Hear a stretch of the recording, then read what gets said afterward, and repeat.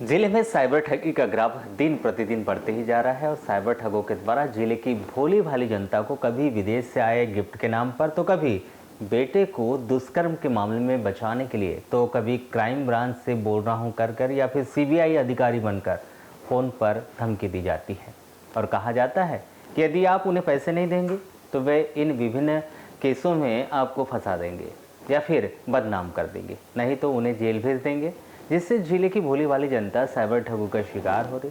ऐसे ही 2 मामले जिले में सामने आए हैं, जिसमें पहला मामला विदेश से गिफ्ट भेजने के मामले में 80,000 रुपये की साइबर ठगी होगी, तो वहीं दूसरे मामले में बेटे को दुष्कर्म बचाने के मामले में 60,000 रुपये की मांग की गई थी, जिसमें उसके पिता के द्वारा 15,000 रुपये दे भी दिए गए। ऐसे कुल मिलाकर 95,000 रुपये की साइबर ठगी साइबर ठगों के द्वारा की गई। ताज़ा मामला एक निजी स्कूल के प्राचार्य और एरिया सेल्स मैनेजर की नौकरी करने वाले युवक का है, जिन्हें झूठे केस में फंसाने या इससे बचाने के नाम पर ठगों ने न सिर्फ पीड़ितों को मानसिक रूप से प्रताड़ित किया बल्कि उनकी गाड़ी कमाई भी ऐंठ ली। दोनों मामले के पीड़ितों ने कोतवाली स्थित साइबर नोडल शाखा में शिकायत दर्ज कराई है। जानकारी के अनुसार कोतवाली थाना क्षेत्र के रहने वाले प्राचार्य को लगातार 2 दिनों तक ठगों ने मुंबई क्राइम ब्रांच और सीबीआई अफसर बनकर मनी लॉन्ड्रिंग, मानव और अवैध मादक पदार्थों की तस्करी में फंसाने का डर दिखाया। प्राचार्य डर के चलते ठगों के जाल में फंसे भी और 80,000 रुपये के ऑनलाइन ट्रांसफर भी उन्होंने कर दिए, लेकिन दूसरी बार संदेह होने पर उन्होंने तत्काल इसकी सूचना पुलिस को दी। इसी तरह शुक्रवार को पेशे से टेलर का काम करने वाले व्यक्ति को उनके 25 वर्षीय पुत्र को दुष्कर्म के केस में गिरफ्तार करने और उसे बचाने के लिए पुलिस बनकर ठगों ने कॉल किया और 60,000 रुपये की मांग की। पिता ने डर के चलते 15,000 रुपये ट्रांसफ़र भी कर दिए।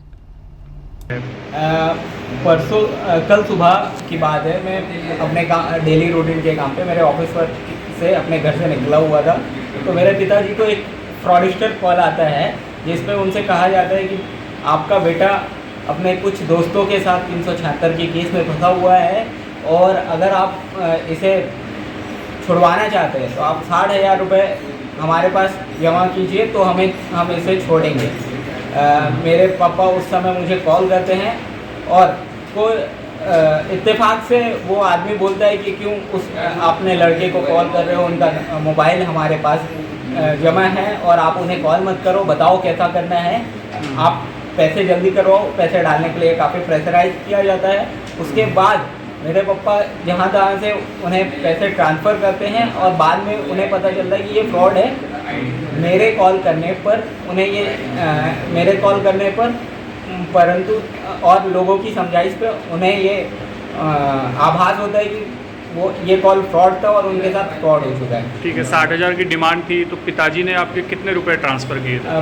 पिताजी के पास उस समय जेब में 15,000 रुपये थे, तो उन्होंने 15,000 रुपये ट्रांसफ़र किए। ठीक है, और जब फ्रॉड कॉल आया था और आपको बताया गया कि आप 376 में फंस गए हैं, तो उस समय आप कहाँ पे थे और क्या कर रहे थे? मैं उस समय अपनी टेरिटरी पे था।